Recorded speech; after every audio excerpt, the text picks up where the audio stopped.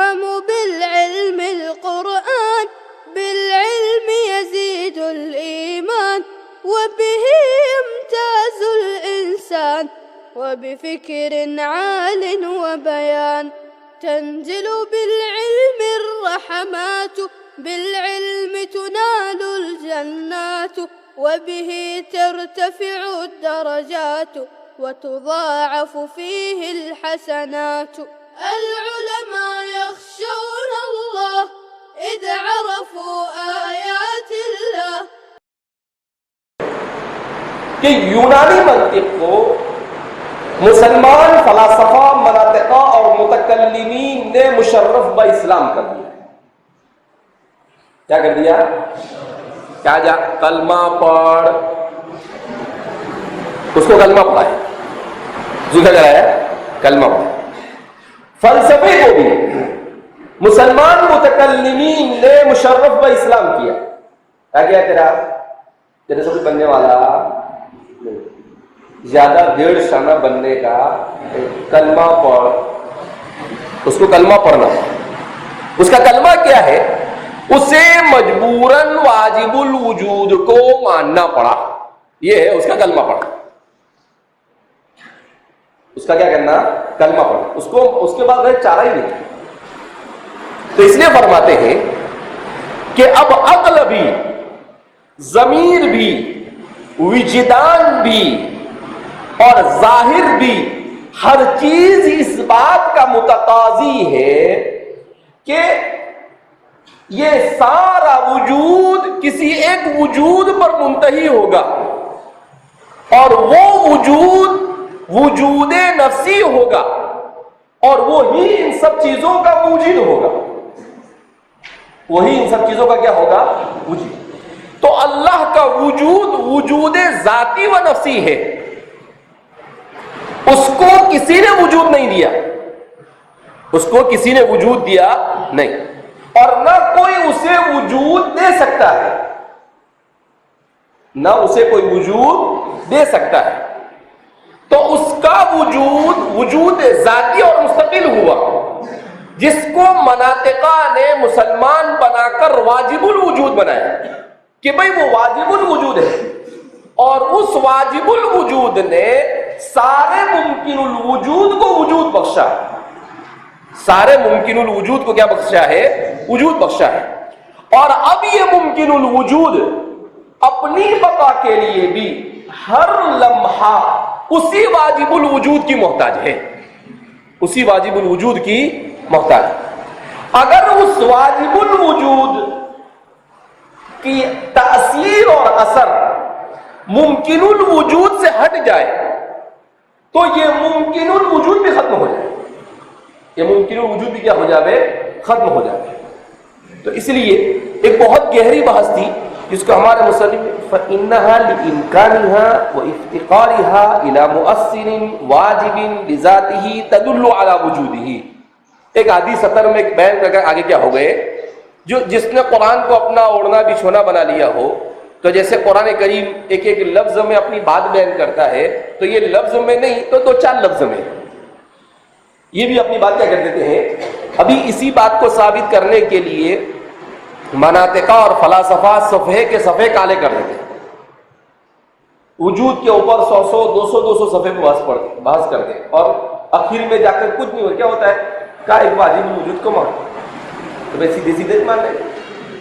کہا کو اتنی لمبی رامائن چلاتا ہے، وہ اس کو کہتے ہیں نا کھودا پہاڑ نکلا چوہا. کھودا پہاڑ نکلا چوہا. یہ ثابت ہوتی ہے یہ مناطقہ پر بھی جو مسلمان نہیں، فلاسفہ پر بھی جو مسلمان نہیں، سائنسدانوں پر بھی جو مسلمان. ان کے یہاں پر ایسا ہی ہوتا ہے. چوہا تو پھر بھی بڑی چیز ہے، چوہا تو پھر بھی کیا ہے؟ بڑی چیز ہے. میں تو ایسے ہی کہوں گا کھودا پہاڑ نکلا کچرا.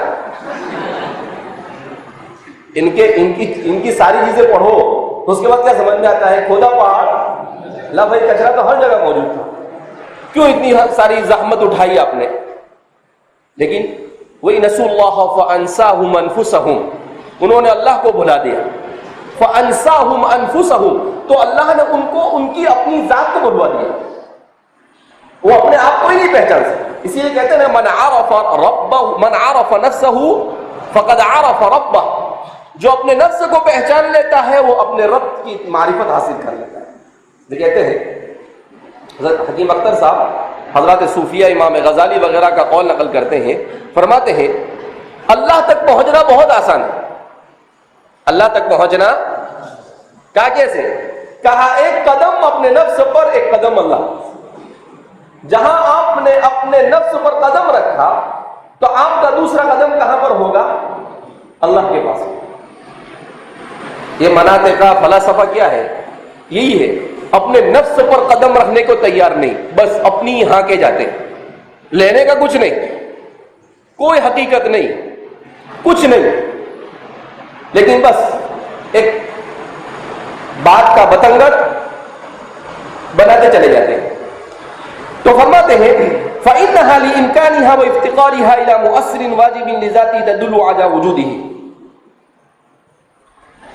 اب اس کے بعد ایک سوال کا جواب دے رہے ہیں، وَإِنَّمَا جَمَعَهُ، اور اس کی جمع لائے، وَإِنَّمَا أَتَى بِجَمْعِهِ، کہا اتنا لمبا کون لاوے؟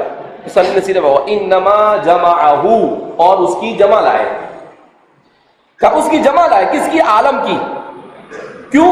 لِيَشْمَلَ مَا تَحْتَهُ مِنَ الْأَجْنَاسِ الْمُخْتَلِفَةِ، تاکہ وہ اپنے تحت جتنے بھی مختلف اور متعدد اجناس ہیں ان سب کو بھی شامل ہو جائے، ان سب کو بھی کیا ہو جائے؟ شامل ہو جائے۔ کہا عالم نہ کہ ایسا بھی کہہ سکتا الحمدللہ رب العالمین، کہا کام چل سکتا تھا لیکن نہیں چلا ہے، عالمین لائے۔ کیوں؟ اس لیے کہ انسان کو یہ بتانا مقصود تھا کہ بھائی یہ دکھنے والی دنیا تجھے ایک دکھتی ہے لیکن یہ ایک نہیں ہے، یہ بہت ساری ہے، یہ ایک نہیں ہے، یہ بہت ساری۔ اس لیے کہتے ہیں یہ فلسفہ نے سائنسداں ہوشیاریاں بہت مارتے ہیں، خواہ مخواہ زبردست۔ آج سے تقریباً 90 سال پہلے تک، آج سے 125 سال پہلے تک تو ان کو کچھ عطا پتا تھا نہیں۔ ایسے ہی وہ اندھیرے میں آدمی کیسا ہاتھ مارتا ہے نا کسی کو پکڑنے کے لیے، ایسے ہی ہاتھ مار رہے ہیں۔ پھر انہوں نے بہت بڑا دوربین بنایا، ہبل نام رکھا اس کا، ہبل بولتے اس کو، لگتا ہے وہ ہبل نامی بڑے بت کو بتوں کا باپ کہتے ہیں۔ وہ انس یونس سے احسن منک لم تر قط عینی واجمل منک لم تلد النساء، وہ جو پورا قصیدہ ہے وہ پڑھتے ہیں تو اس میں وہ پڑھتے ہیں ہبل نامی بڑے بت کو بتوں کا باپ کہتے ہیں۔ تو ان کا بہت بڑا بت تھا، ابھی ان کو پتہ نہیں کیا سمجھ میں آیا، دوربین بنا اس کا نام رکھا ہبل، یعنی احیاء الجاہلیہ۔ اس کو کیا بولتے ہیں؟ ماڈرن دنیا میں جاہلیت کا احیاء اور جاہلیت کی تجدید، اس کو دوبارہ زندہ کرنے کے چکر میں۔ تو اس بت کے، اب اس کو بت ہی بولیں گے، اس دوربین کے ذریعے سے انہوں نے مشاہدہ کیا۔ تو پہلے تو کیا بولتے تھے کہ بس ایک ہی کہکشاں ہے۔ کتنا کہکشاں ہے؟ کہا کون سا؟ کہا جس میں ہم رہتے ہیں، ملکی وے، اس کے علاوہ کچھ بھی نہیں۔ پھر اس کے بعد یہ ان کا بنایا ہوا خلا کے اندر میں جب یہ گیا اور اوپر، اور اس نے ان کو پوری دوسری بہت سارے مجرات کی اس نے ویڈیو اور تصویریں بنا بنا کر بھیجی، تو پھر بولنے لگے یہ ایک نہیں ہے، یہ تو اربوں نے خربوں ہے، مجرات بہت سارے ہیں۔ تو یہ جتنا اندر گھسنے کی کوشش کرتے ہیں اتنی ان کی جہالت مزید منکشف ہوتی ہے۔ انکشاف جہالت بولیں گے اس کو، جس کو یہ لوگ انکشاف علم کہتے ہیں، علم کی کھوج، ڈسکوری آف نالج بولتے ہیں۔ تو میں اس کا کہتا ہوں انکشاف جہالت کیا ہے؟ انکشاف جہالت ان پر منکشف ہوتی ہے۔ پہلے ایک ہی مانتے تھے، پھر بولتے نہیں اور بھی ہے، پھر اب بولتے ہیں اربوں نے خربوں میں ہی بات کرتے ہیں۔ کہکشاں کے بارے میں میں نے معلومات جمع کی ہے میں انشاءاللہ یہ عالم کے اخیر میں اس کو آپ کے سامنے بیان کروں گا. تو یہ عجیب و غریب قسم کی دنیا ہے. بہرحال ہمیں تو اللہ کا شکر ادا کریں. الحمدللہ الذی ہدانا لہذا وما کنا لنہتدی لولا ان ہدانا اللہ. اللہ کا احسان، اس کا شکر ماننا چاہیے کہ بتوں کے سامنے سجدہ کرنے والا نہیں بنایا، سائنسدانوں کی طرح مادے کے سامنے سجدہ کرنے والا نہیں بنایا، اور یہود و نصارہ کی طرح ابن اللہ کے سامنے سجدہ کرنے والا نہیں بنایا. اگر اللہ نے بنایا تو انسان بنایا، مسلمان بنایا، طالب علم شرعی بنایا. اللہ رب العزت موت تک ہمیں اسی ایمان کے ساتھ زندہ رکھے. یہی انسان کی سب سے بڑی کامیابی ہے. فمن زحزح عن النار وادخل الجنة فقد فاز. تو فرماتے وانما جمعه ليشمل ما تحته من الاجناس المختلفه، تمام اجناس مختلفہ کو وہ شامل ہو جاوے. کہا اس وجہ سے اسے جمع لایا گیا. پھر اس کے بعد ایک سوال کہ دنیا میں نظر آنے والی کائنات میں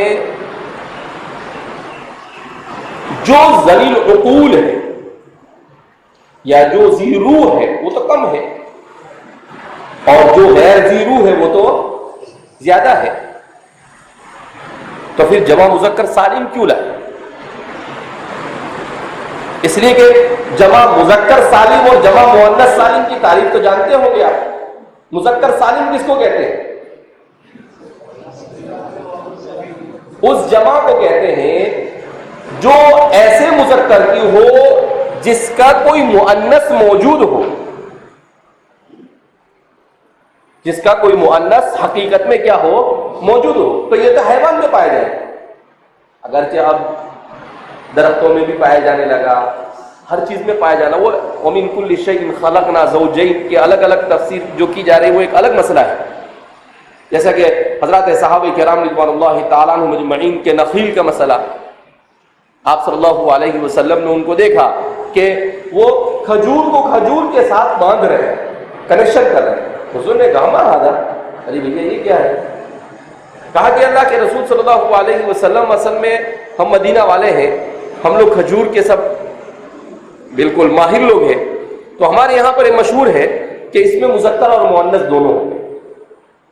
تو کہا کہ اگر مذکر اور مؤنث کو کنیکشن دیا جاوے تو کھجور زیادہ آتی ہے. تو آپ صلی اللہ علیہ وسلم نے اپنے علم کی بنیاد پر کہا کہ بھائی یہ تو عجیب و غریب بات ہے، میرے کو تو کچھ سمجھ میں آتا نہیں. تو صحابہ نے کہا حضور کو سمجھ میں نہیں آتا ہے، چھوڑ دو پھر. تو صحابہ نے دوسرے سال وہ کیا نہیں، تو کھجور بہت کم ہے. تو حضور نے کہا انتم اعلم بامور دنیاکم، بھائی یہ تمہارا مسئلہ ہے، تم جانو تمہارا کام. ہم تو ہدایت کے لیے آئے، ہم زراعت کے لیے نہیں آئے. ہم کس کے لیے آئے ہیں؟ ہدایت کے لیے، زراعت کے لیے. صحابہ نے پھر شروع کر دیا. لیکن آج کی سائنس نے بھی اس بات کو تسلیم کیا کہ ہاں ہوتا ہے، درختوں میں بھی مذکر اور مؤنث ہوتے ہیں. بہرحال تو کیا فرماتے ہیں کہ وہ غلب العقلاء منهم فجمعه بالیاء والنور کسائر اوصافهم. کہا عقلاء کو غلبہ دیا گیا ان میں سے، اور یا اور نون کے ذریعے سے کیا لایا گیا، اس کی جمع لائی گئی. کہا ایسا کیوں کیا گیا؟ اس لیے کہ اگرچہ ذوی العقول اور غیر ذوی العقول دونوں مخلوق ہیں، اور بظاہر غیر ذوی العقول یہ کم ہے اور ذوی العقول غیر ذوی العقول یہ زیادہ ہے، اور ذوی العقول یہ کیا ہے، کم ہے. مگر جو کچھ غیر ذوی العقول ہے وہ تابع ہے ذوی العقول کے. جو غیر ذوی العقول ہے وہ بھی کس کے تابع ہے؟ ذوی العقول کے تابع ہے. یعنی خلق لکم ما فی السماوات، سب کچھ کس کے لیے بنایا گیا ہے؟ انسان کے لیے بنایا گیا. کس کے لیے بنایا گیا ہے؟ انسان کے لیے بنایا. اب جب سب کچھ انسان کے لیے بنایا گیا ہے تو انسان اصل ہوا اور ساری چیزیں تابع ہوئی، لہذا اسی کو غلبہ دے دیا گیا اور العالمین کہا گیا. اور کیا کہا گیا؟ العالمین کہا گیا. وقیل دوسرا بیان کر رہے ہیں. پہلا تو یہ کہ ہر چیز اس میں شامل. اب دوسرا قول بیان کر رہے ہیں مصنف، اور وہی قول اول مفسرین کے یہاں پر راجح ہے.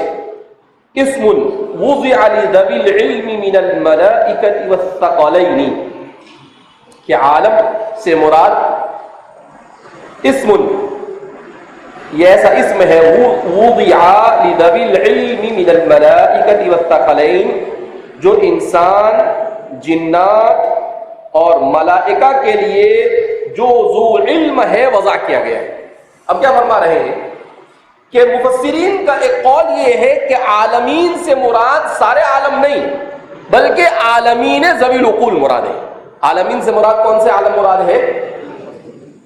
اور عالمین ذوی العقول تین ہیں، عالم انس، عالم جن اور عالم ملائکہ، یہ تین ہیں۔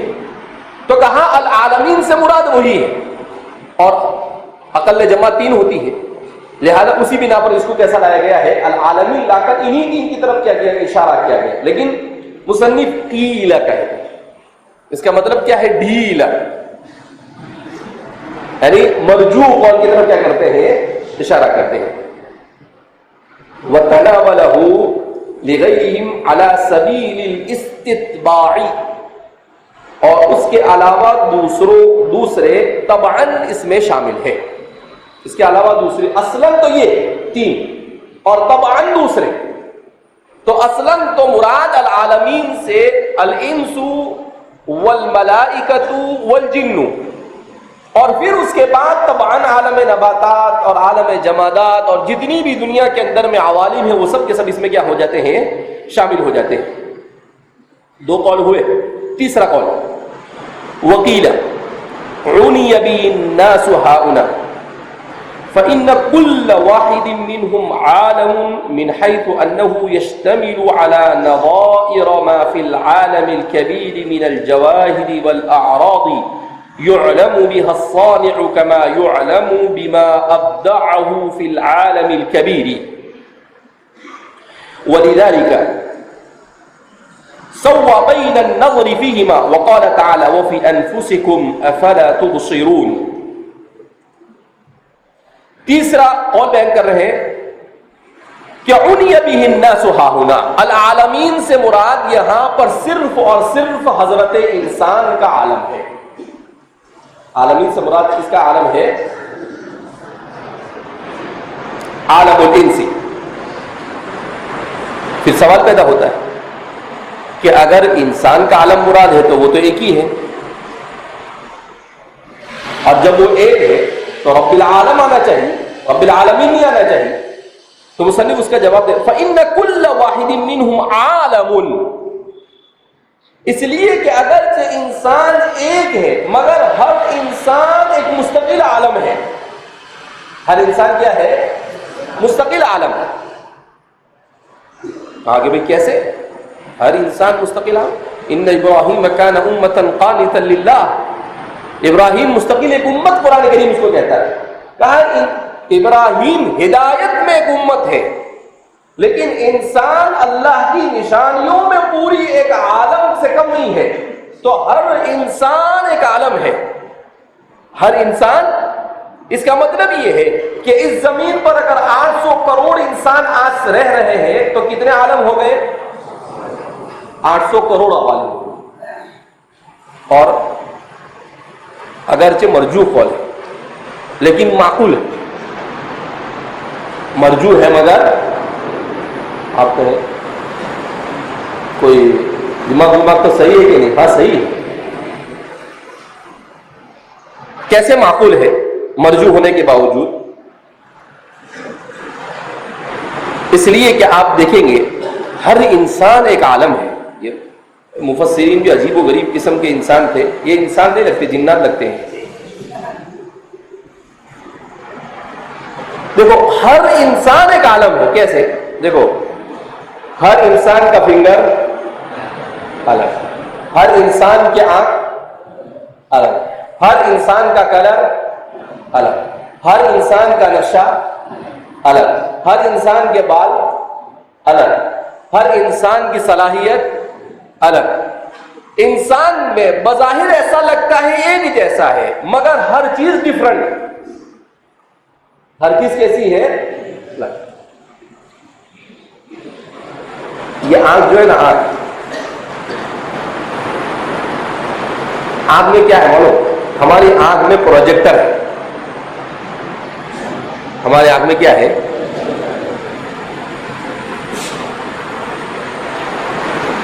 آنکھ میں کیسے پروجیکٹر؟ یہ ہماری آنکھ جو ہے کہ کسی بھی چیز کو دیکھتی ہے. کہیں میں پڑھ رہا تھا سائنس کی کتاب میں، بایولوجی کی کتاب میں، تو کہا کہ کسی بھی چیز کی جب وہ دیکھتی ہے تو پروجیکٹر کی طرح، جیسے پروجیکٹر اپنے ہوتا ہے نا، تو وہ پروجیکٹر بھی آپ یہ آ گیا ہے، تو وہ پروجیکٹر میں کیا ہوتا ہے کہ کسی بھی چیز کو آپ اس کو اوپر ڈالو تو اس کی الٹی تصویر آتی ہے اور پھر وہ سیدھی کر کر بتلاتا ہے. کہ ایسے ہی انسان کی آنکھ کو اللہ نے ایسا بنایا ہے کہ جب بھی وہ کسی چیز کو دیکھتا ہے تو اس کی الٹی تصویر اس کے پاس جاتی ہے اور پھر وہ سیدھا کر کر اس کو سمجھاتا ہے کہ یہ ہے. یہ کیا ہے؟ یہ چیز اصل میں ایسی نہیں ہے، ایسی. تو جتنی چیزیں ہم دیکھتے ہیں بالکل پروجیکٹر کے انداز میں، اسی لیے کہتے ہیں کہ سائنسداں یہ کیا ہے؟ سائنسدانوں کو میں کیا کہتا ہوں؟ نقال. کیا ہے؟ صرف اللہ کی مخلوق کی نقل اتارتے ہیں. اللہ کی مخلوق کی نقل کے علاوہ کچھ نہیں اتارتا. اللہ ہی کی مخلوق کی نقل اتارتا ہے اور سپنے دیکھتا ہے اللہ سے ٹکرانے کی. سپنے کیا دیکھتا ہے؟ ارے خود اپنے وجود پر ذرا کچھ کر کے بتا نا، ابداع کر کے بتا، بغیر نمونے کے کوئی چیز بنانا.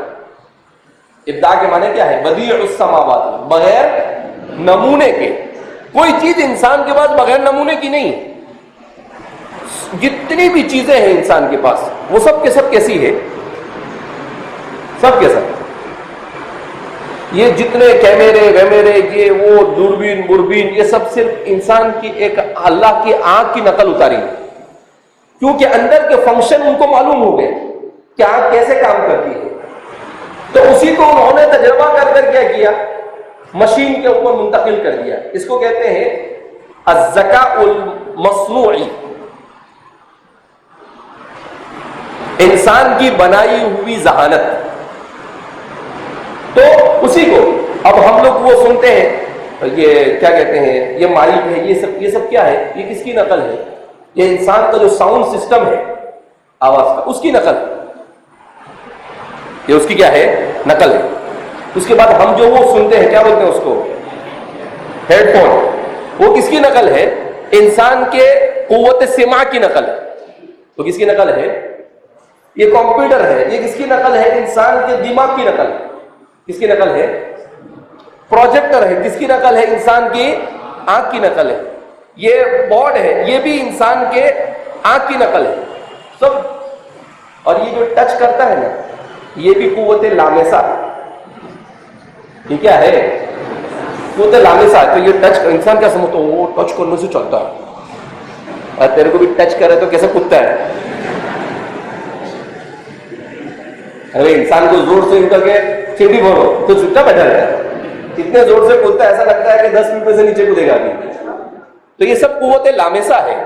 تو یہ ہر چیز انسان نے کیا کیا ہے؟ اٹھا کر کاپی پیسٹ کیا کرتا ہے؟ یہ کاپی پیسٹ مارتا ہے اور پھر اس کے بعد کیا سمجھتا ہے کہ اوہو بہت بڑا میں انٹیلیجنٹ، بیٹھ اپنا کام کر چپ چاپ. ہاں تو کیا بیان کر رہے ہیں؟ اس لیے کہتے ہیں کہ اس وقت علماء کو ضرورت ہے التکامل المعرفی. کیسی ضرورت ہے؟ التکامل المعرفی. کیا مطلب التکامل المعرفی؟ یعنی مکمل معلومات ہونی چاہیے. ایسا نہیں کہ خالی ہم نے پڑھ لیا کہ بھئی تفسیر بیضاوی میں امام بیضاوی نے بیان کیا، اس کا مطلب یہ ہوتا ہے واجب الوجود جو ہمیشہ رہتا ہے، ممکن الوجود جو بعد میں، بس ختم ہوگی بات. اب یہ کیا بولنا چاہ رہے ہیں؟ التکامل المعرفی، کہ آج کی جدید معلومات کے اعتبار سے ہم اس کو کیسے سمجھ اور سمجھا سکتے ہیں، کیسے سمجھ سکتے ہیں اور سمجھا سکتے ہیں. کیوں؟ اس لیے کہ ہماری ذمہ داری کیا ہے؟ ہماری ذمہ داری یہی ہے کہ ہم وَلْتَكُن مِّنكُمْ أُمَّةٌ يَدْعُونَ إِلَى الْخَيْرِ، اس لیے اسلوب دعوت علی مستوى المخاطب یہ ضروری ہے. کل ایک نیوز پڑھ رہا تھا میں انسان کے دماغ، انسان کا ذہن اخاذ ہونا چاہیے. کوئی بھی چیز پڑھے رکھے تو اس کو فٹ کرنا آنا چاہیے انسان. تو اس میں لکھا کہ امریکہ کی جیلوں میں سب سے تیزی سے پھیلنے والا مذہب اسلام، سب سے تیزی سے پھیلنے.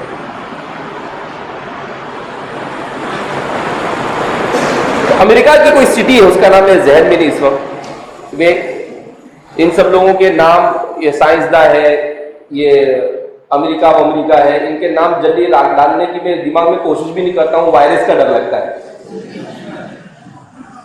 جیسے کمپیوٹر میں وائرس گھس جاتا ہے نا، تو اندر میں سب کیا کرتا ہے، فنکشن اڑا دیتا ہے. تو اپنے کو ڈر لگتا ہے کہ ان کے نام کی نحوست بھی اپنے فنکشن سب اڑا نہ دے، یعنی اپنی جو دینی معلومات ہے اس کو بھی متاثر نہ کر دے. اس لیے میں زیادہ ان کے نام وام یاد رکھنے کا چکر چلاتا نہیں ہوں. کوئی ایسی غلطی سے یاد ہو گیا تو الگ بات ہے.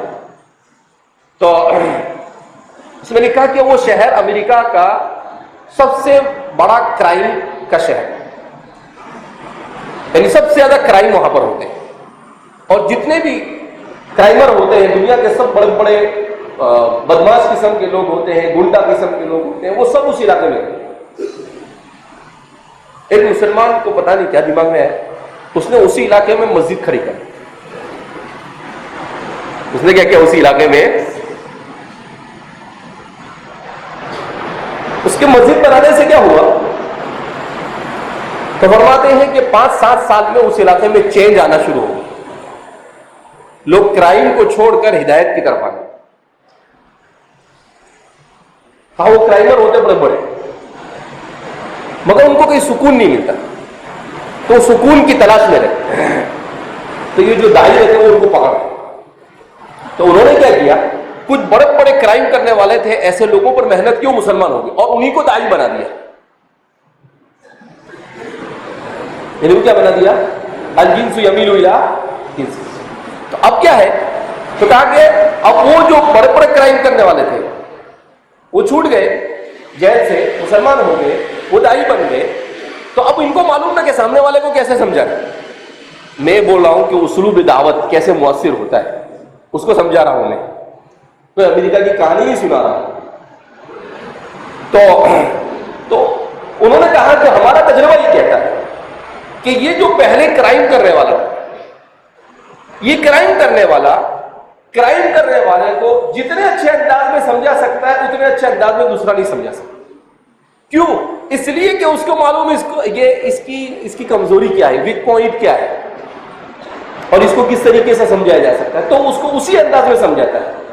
تو کہا کہ ہم نے 2 سال میں بہت محنت کی تو کچھ ہی لوگ آئے، مگر جب یہ کرائم والے جب آئے لائن پر، ہم نے جب ان پر محنت کی تو اس کے اثرات اس سے 700 گنا زیادہ نظر. اس کا مطلب کیا ہے، اسلوب دعوت کو جاننے کی ضرورت ہے. دنیا پیاسی ہے، ان کو ہدایت چاہیے. انسان کی فطرت میں ہدایت ہے، ہدایت کے بغیر اس کو چین نہیں ہے وہ. لیکن ہم ان کو ہدایت اس انداز میں نہیں دے پا رہے جس انداز میں اس ہدایت کو وہ سمجھنا چاہتے. ہم بس اپنی دنیا میں مست ہے. کیسا ہو گیا، لنا اعمالنا ولکم اعمالکم، ہماری دنیا ہے. نماز پڑھا تو پڑھا، نہیں پڑھا تو نہیں پڑھا.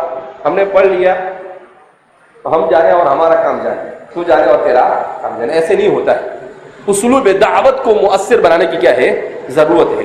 تو یہ جو ساری چیزیں آپ کے سامنے کی جا رہی ہے، یہ اسلوب دعوت ہی کے لیے آپ کے سامنے کیا کیا جاتا ہے، پیش کیا جاتا ہے. اور یہ جدید چیزوں کے انداز میں جو سمجھایا جاتا ہے، تو شوق نہیں ہے کہ آپ کو کچھ بھی نیا لا کے بتائے تو آپ کو ایسا لگے کہ وہ مولانا کو بہت معلومات ہے. میرے کو کیا، تو اگر ایسا بولے کہ بہت معلومات تو میرے کو کیا ہونے والا ہے، میرا کلیان ہونے والا ہے، میرا کچھ نہیں ہونے والا. تو الحمدللہ ایسا کچھ نہیں. لیکن آپ کو ایک اسلوب دیا جا رہا ہے کہ ضرورت اس وقت اسی انداز اور اسی اسلوب میں لوگوں کو دین کی طرف بلانے کی. میں کیا کہ دنیا متضاد رخ کی طرف جا رہی ہے. ایک طرف غیر سکون کی تلاش میں اسلام کے سائے میں آ رہا ہے، اور دوسری طرف مسلمان دین سے جہالت کی بنیاد پر دین سے دور ہو. تو ایک عجیب کشمکش ہے. جس کے پاس سامان اطمینان ہے وہ اس سے بھاگ رہا ہے، اور جس کے پاس سامان اطمینان نہیں ہے وہ اس کی طرف لپک رہا ہے. تو اس لیے ہمیں مؤثر انداز میں ان چیزوں کو کیا کرنے کی ضرورت ہے, بتلانے کی ضرورت ہے. بہرحال تو یہاں پر اسی کو بیان کر رہے ہیں کہ فَإِنَّ كُلَّ وَاحِدٍ, کہ ہر انسان اپنے اندر ایک عالم ہے, يَشْتَمِلُ عَلَى نَظَائِرَ مَا فِي الْعَالَمِ الْكَبِيرِ مِنَ الْجَوَاهِرِ وَالْأَعْرَاضِ, کا جتنی چیزیں دنیا میں کائنات میں پائی جاتی ہے, چاہے وہ جواہر کے قبیل سے ہو, چاہے وہ اعراض کے قبیل سے ہو, وہ ساری چیزیں انسان کے اندر ہی پائی. جیسے کبیر ہونا, انسان میں بھی بڑے بھی ہوتے ہیں, چھوٹے بھی ہوتے ہیں, موٹے بھی ہوتے ہیں, دبلے پتلے بھی ہوتے ہیں. تو بالکل اسی انداز میں تو یہ ہے اعراض. یہ کیا ہے؟ اعراض. اسی طریقے سے جواہر بھی ایسے ہی کیا ہوتا ہے, جواہر بھی, کہ دنیا کے اندر میں گرم ہے ٹھنڈا ہے, یہ بھی اعراض ہے. گرم ہے ٹھنڈا, انسان میں بھی گرم ٹھنڈے دونوں ہوتے ہیں. کچھ لوگ ایسے ہوتے ہیں بھینس کے جیسے ٹھنڈے, ان کے سامنے آپ کچھ بھی بولو, وہ بھینس ایک مرتبہ پانی میں گھستی ہے, مار کے کیا ہو جاوے, تھک جاوے. اگر نہیں تجربہ کیا تو ایک آدھ مرتبہ جا کے گاؤں میں جائے گا تو کر لینا ابھی رمضان میں, کہ ایک مرتبہ اس کو بھینس کو تالاب کے اندر میں اتار دینا, اس کے بعد اس کو نکال کر بتاوے. تو کچھ لوگ ایسے ہی ہوتے ہیں, آپ کچھ بھی پڑھو ان کو کچھ نہیں. کأنہ الجاموس والجاموس البراق, بارش بھی نہیں, ایک دم ٹھنڈی, کچھ فرق ہی نہیں پڑتا ان کو. جیسے کیا ہو رہا ہے دنیا میں, ہم جانے, ہماری سونا ہے تو سو ہی رہیں گے, جھوکے مارنا ہے تو جھوکے ہی مارتے رہیں.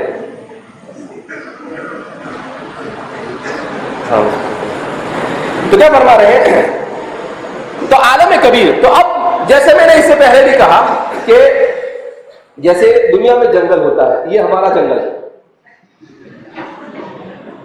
جنگل میں کیا ہوتا ہے, گھنے درخت ہوتے ہیں نا, تو یہ اپنا کیا ہے, گھنے درخت والا جنگل ہے, غابہ کا. جیسے دنیا میں نہریں ہوتی ہے, انسان کے بدن میں خون کی نہریں, پانی کی نہریں, بلغم کی نہریں, جیسے پانی کا الگ الگ کلر ہوتا ہے, ویسے انسان کے بدن میں بھی یہ ساری چیزیں جاری رہتی ہیں. انسان کے بدن میں شوگر بھی ہے, انسان کے بدن میں نمک بھی ہے, انسان کے بدن میں گولڈن سونا بھی ہے. بولے کہ یہ تو بہت اچھا بتایا حضرت آپ نے, کبھی ضرورت پڑے گی تو نکال لیں گے. انسان کے بدن میں چاندی بھی ہے, انسان کے بدن میں لوہا بھی ہے, انسان کے بدن میں تانبا بھی ہے, انسان کے بدن میں کرنٹ بھی ہے. یہ ساری چیزیں انسان کے بدن میں, اور کون سی چیز کتنی مقدار میں ہے وہ بھی پتا چلا گیا, پورا چارٹ بنایا گیا. تو اسی لیے کیا کہتے ہیں کہ, یعنی اسی لیے میں نے کہا کہ اگرچہ مرجوع ہے مگر معقول ہے. مصنف اگرچہ اس کو مرجوع ہونے کی طرف اشارہ کر رہے ہیں, مگر آج کی دنیا میں انکشاف جہالت کے دور میں یہ سب چیزیں کیا ہو چکی ہے, معلوم. یعنی بالکل ایسا نظر آتا ہے کہ انسان پوری, اسی لیے بعض حضرات نے تو کیا کہا کہ یہ دنیا عالم صغیر ہے اور انسان عالم کبیر ہے. دنیا کیا ہے اور انسان عالم کبیر. کہا کیوں؟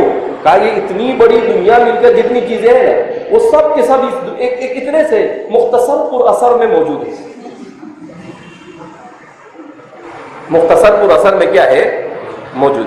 ابھی دیکھو نا, اتنا سا انسان ہے, اتنا سا اللہ نے اس کو اتنی سی بھیجی دی ہے, لیکن وہ اس کو کتنا چلاتا ہے. اس نے کہکشاں کے بارے میں معلوم کر لیا, کس کے بارے میں معلوم کر لیا, اس نے چاند ہمارے سے کتنا دور ہے, سورج ہم سے کتنا دور ہے, اس میں حرارت کی کتنی مقدار پائی جاتی ہے, وہ انرجی کیسے پھینکتا ہے, اور تو یہ ساری چیزیں اس نے معلوم کی. ظاہر سی بات ہے تو بندر کیوں آج تک ایسا نہیں کر سکا؟ بندر بھی تو انسان جیسا ہوتا ہے. لومڑی جس کو چالاک کہا جاتا ہے وہ کیوں آج تک ایسا کچھ نہیں کر سکی؟ شیر اتنا طاقتور ہوتا ہے, سید الغابہ جس کو کہا جاتا ہے وہ کیوں کچھ نہیں کر سکا؟ تو ایک سوچنے جیسی بات کہ صرف انسان نے ہی کیوں ایسا کیا. تو یہاں پر سب سے اچھا فلسفہ حضرت مولانا عبد الباری صاحب نے بیان کیا, وہی سمجھ میں آتا ہے کہ انسان غیب الغیوب کی جستجو میں رہتا ہے. کس میں رہتا ہے یہ؟ غیب الغیوب کی جستجو میں رہتا ہے. عجیب اس تعبیر استعمال کر کے لائے، کہا غیب الغیوب کی جستجو. کہا یہی انسان کی ترقی کا راز ہے، یہی انسان کی ترقی. اسی لیے مولانا نے کہا کہ مولانا عبد الباری صاحب ہمارے آخری دور کے مسلمان فلاسفہ میں بڑے زبردست آدمی گزرے ہیں، لیکن ہمارے طلبہ ان کو جانتے بھی نہیں.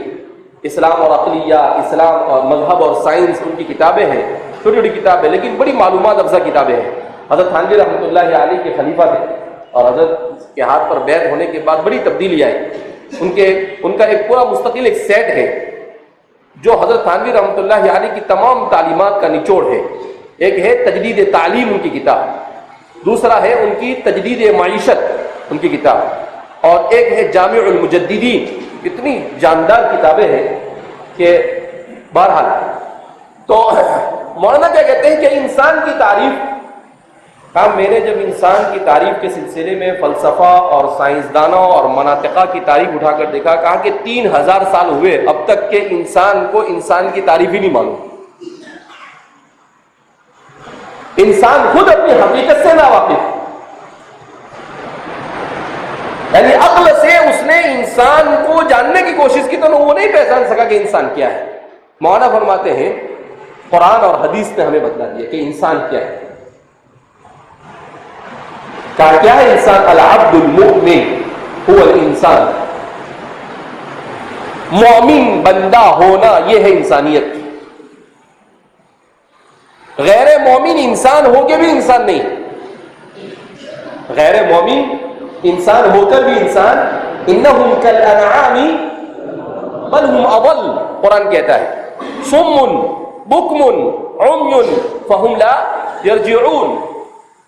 انک لا تسمع الموتى ولا تسمع الصم الدعاء اذا ولوا مدبرین. کہا ان سب آیتوں کو اگر ہم ملاتے ہیں تو سمجھ میں آتا ہے کہ انسان اگر مومن ہے تو انسان، اگر مومن نہیں ہے تو وہ چاہے آئنسٹائن ہو، چاہے نیوٹن ہو، چاہے فرائیڈ ہو، چاہے ڈاروین ہو، یہ جتنے بھی وائرس ہیں یہ سب کے سب کیا ہے؟ اگرچہ انسان ان کو بہت بڑے اور دنیا کے ذہین ترین انسان سمجھتی ہے، مگر قرآن کریم سے پوچھو کہ یہ کیا ہے تو قرآن کہتا ہے الا انہم هم السفہاء. الا سمجھتا نہیں تجھے، یہی ہے کم عقل. یہی کیا ہے؟ کم عقل. اسی لیے کسی بزرگ نے کہا ہے کہ چاند تک پہنچنے کی ضرورت نہیں تھی، خالق چاند تک پہنچنے کی ضرورت تھی. کہا اللہ نے اس لیے نہیں پیدا کیا کہ وہ بیٹھے بیٹھے ناپتا بیٹھے کہ یہاں سے چاند کتنا دور ہے، سورج کتنا دور ہے، کہکشاں کتنے ہیں، عرب ہے، خرب ہے. خالی زبردستی. کون تیرا باؤ گننے گیا تھا؟ بولے اتنے عرب ہے، اتنے خرب ہے. اربوں خربوں میں بات کر کے پاگل بنانے کے دھندے. اس کا ایک نام دے سکتے ہیں، نمبر گھوٹالا. کیا نام دے سکتے ہیں ان کا؟ گھوٹالا. چارہ گھوٹالا کیا تھا لالو نے، اور یہ سائنسدانوں نے کون سا گھوٹالا کیا ہے؟ نمبر. بڑے بڑے نمبر بتاتے، خراب، ارب، ٹریلین، بلین، یعنی اپنے بس اسی میں دماغ لگاتے پھرو، گنتے پھرو 1 2 3 کتنے صفر آیا؟ 50 100. اور حاصل کیا؟ کچھ بھی نہیں. اس کا حاصل کچھ بھی نہیں. تو بارہ کیا فرماتے ہیں؟ یعلم به الصانع، اس کے ذریعے سے صانع کی معرفت حاصل ہوتی ہے. کما یعلم بما ابدعه فی العالم الکبیر، جیسا کہ اس نے عالم کبیر میں کتنی اپنی ابداع اور بغیر نمونے کے اور اپنی تخلیق کی کیسی شاہکار اس نے چھوڑی ہے. ایسے ہی یہ جتنے بھی سیارے ہیں ان سب سیاروں میں سب سے خوبصورت سیارہ اگر ہے تو وہ ہے صرف اور صرف کرۂ ارض، سب سے خوبصورت. اور یہ سارے سیارے اسی کی خدمت میں لگے، یہ سارے سیارے کسی کے خدمت میں لگے ہوئے، اسی کی خدمت. کہا سورج کیا کرتا ہے؟ بہت سارے کام کرتا ہے، لیکن سب سے بڑا کام کیا کرتا ہے معلوم؟ سورج اپنے کو روشنی دیتا ہے نا. نہیں، سب سے بڑا کام سورج یہ کرتا ہے کہ کہکشاں میں سیارے جو گھوم رہے ہیں ان کو برابر ان کی لائن میں گھما رہا ہے. ان کی لائن میں کیا کر رہا ہے؟ کوئی بھی ادھر ادھر نہ ہونے پائے. اس کا پورا کنٹرول کون کرتا ہے؟ سورج کرتا ہے. ورنہ رات دن روزانہ رات دن کے مسئلے ہو جاتے ہیں. اگر یہ سیارے تھوڑا کا مطلب کیا؟ یہ بال ہوتا ہے نا، لمبائی ہے اس کی جو چوڑائی ہے، اس چوڑائی کے آدھے کا آدھا بھی اگر ادھر ادھر ہو جاوے تو پوری دنیا کے رات دن کا نظام اور موسم سب تبدیل ہو جائے. یہ چاند ہے کیا سب سے بڑا کام کیا کرتا ہے؟ آپ کو دیکھ رات میں بہت خوبصورت دکھتا ہے، نہیں، سب سے بڑا کام کیا کرتا ہے؟ زمین کے اندر مقناطیسیت کو چھوڑتا ہے. کیا چھوڑتا ہے؟ جس کی وجہ سے زمین پر بسنے والے انسانوں کے لیے زمین پر زندگی گزارنا آسان ہوتا ہے. ورنہ زمین پر زندگی نہیں گزار سکتا اگر چاند اپنے اس عمل کو ترک کر دے. تو اس میں کیا فرما رہے ہیں کہ عالم کبیر میں اللہ نے جو کچھ کیا ہے وہ سب کے سب عالم صغیر میں ہے. اور یہ عالم صغیر دیکھو عالم کبیر میں جا کر کیا ڈھونڈ کے لاتا ہے کہ کون کیا کر رہا ہے. وَلِذَلِكَ سَوَّ بَيْنَ النَّظْرِ فِيهِمَا، اس لیے کہا کہ دونوں میں انسان کو کہا باہر دیکھ تب بھی اللہ نظر آئے گا، اپنے اندر دیکھ تب بھی اللہ نظر آئے گا.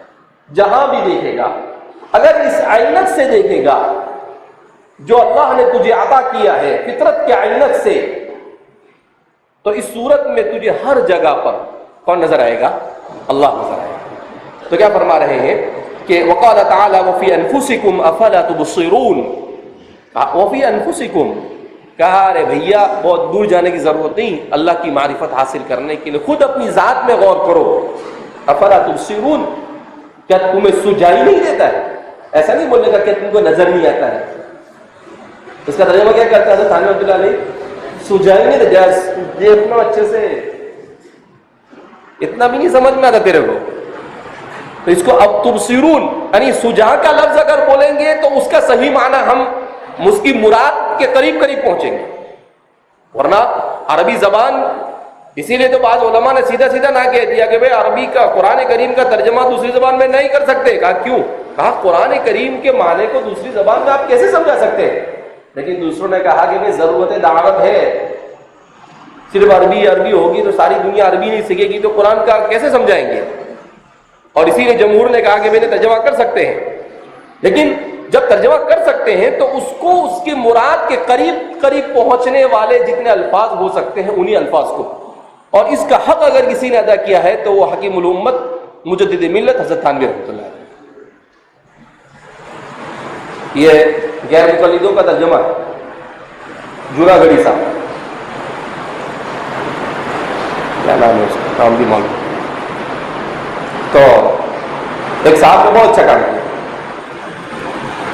حضرت تھانوی رحمۃ اللہ علیہ کے ترجمے سے کہاں سے ترجمہ چرایا اس نے، وہ سب جمع کر دے گا تو پورا وہی اٹھا کے رکھ دیا وہاں. اور حضرت پہلے والے اور یہ بعد والے ہیں تو حضرت کے بارے میں تو نہیں کہہ سکتے کہ اس کے یہاں سے لیا ہو. تو حضرت نے قرآن کریم کے ترجمے کو اس کی مراد تک پہنچ کر کرنے کی کیا کی ہے، کوشش کی ہے. تو اس لیے حضرت تھانوی رحمۃ اللہ علیہ کا ترجمہ قرآن کریم کو علماء کے لیے بہت مفید ہے، علماء کے لیے علمی ترجمہ ہے. کیسا ترجمہ ہے؟ علمی. عوام کے لیے تھوڑا مشکل ہوتا ہے. کیوں؟ اس لیے کہ عوام کا انعام، عوام ہے بیچارے، اس کو کیا علمی بات سمجھ میں ہے، اس کو تو ہم کو آسان کر سمجھانا پڑے. ہم نے ہمارے ایک دوست کے ذریعے سے اس پر کام شروع کروایا کہ حضرت تھانوی رحمۃ اللہ علیہ کا جو ترجمہ ہے اس ترجمے کو عوام کو کس طرح سے سمجھایا جائے. تو الحمدللہ پوری ایک ٹیم اس کے اوپر کام پر کیا ہوئی ہے، لگی ہوئی ہے. بہرحال تو فرماتے ہیں وقال فی انفسکم افلا تبصرون وقرئ رب العالمین بالنصب علی المدح او النداء او بالفعل الذي دل علیہ الحمد. اچھا، اب اس کی قرات بیان کر رہے ہیں. رب العالمین کا اگر اس کو رب العالمین پڑھا جاتا ہے تو تین وجہ سے رب العالمین پڑھا جا سکتے ہیں. قراءت متواترہ میں تو اس کو رب العالمین ہی پڑھا گیا ہے. رب العالمین کا مطلب الحمدللہ رب عالمین، یعنی رب کے کسرے کے ساتھ یعنی مجرور پڑھا گیا اس کو. لیکن فرماتے ہیں کہ قراءت علی ابن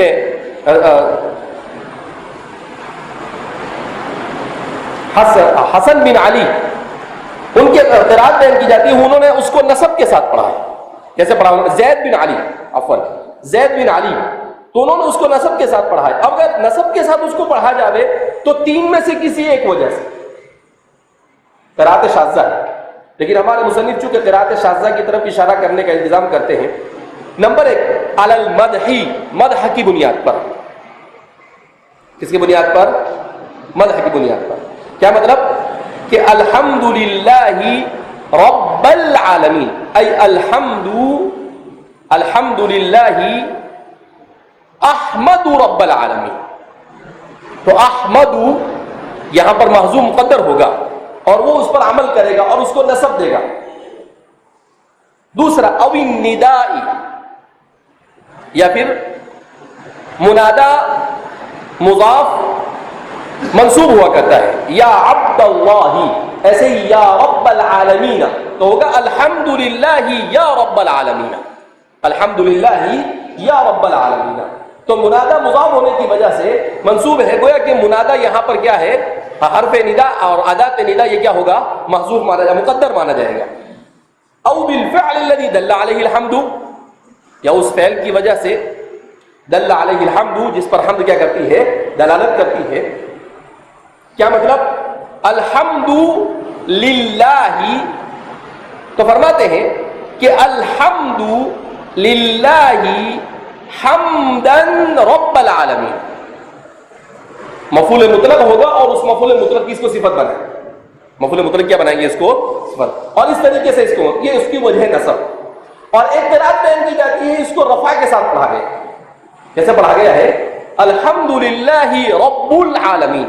اس صورت میں یہاں پر کیا ہوگا؟ الحمدللہ هو رب العالمین. مبتدا کیا ہوگا؟ محذوف ہوگا. اور مشہور قراءت ہے رب العالمین. کیوں؟ اس لیے کہ للہ رب العالمین، تو للہ کیا ہے؟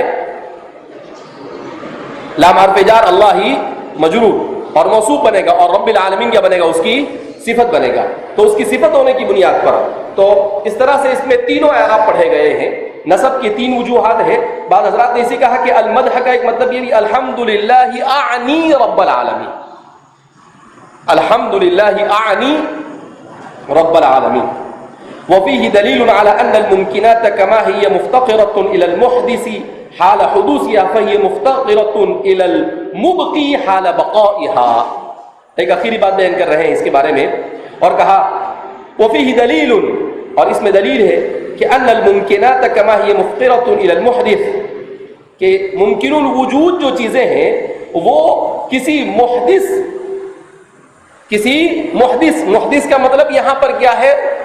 پیدا کرنے والا.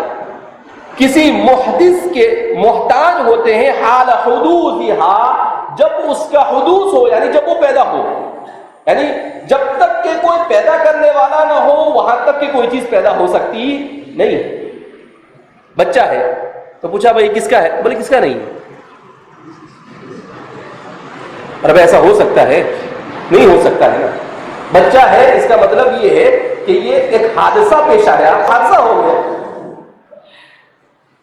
فَهِيَ مُفْتَقِرَةٌ إِلَى الْمُبْقِي حَالَ بَقَائِهَا. کہا کہ ایک تو اس کے پیدا ہونے، جو وہ پیدا ہوا ہے اس کا مطلب کوئی محدث ہے، اس کو پیدا کرنے والا، اسے وجود دینے والا، اور اس کے بعد وہ بچا رہا، یعنی پیدا ہوتے ہی فوراً فنا نہیں ہو گیا، وہ باقی ہے. اس کا مطلب ہے کوئی جو اس کے بقا پر دلالت کر رہا ہے، جو اس کے باقی رہنے کی طرف مبقی ہے، جو اس کو باقی رکھے ہوئے ہے. کہ بھیا آیا ہے نا، ذرا ٹھہر جا، اتنی جلدی کیا ہے تیرے کو جانے کی؟ تو ایسا کر کر اسے کیا کیا ہوا ہے؟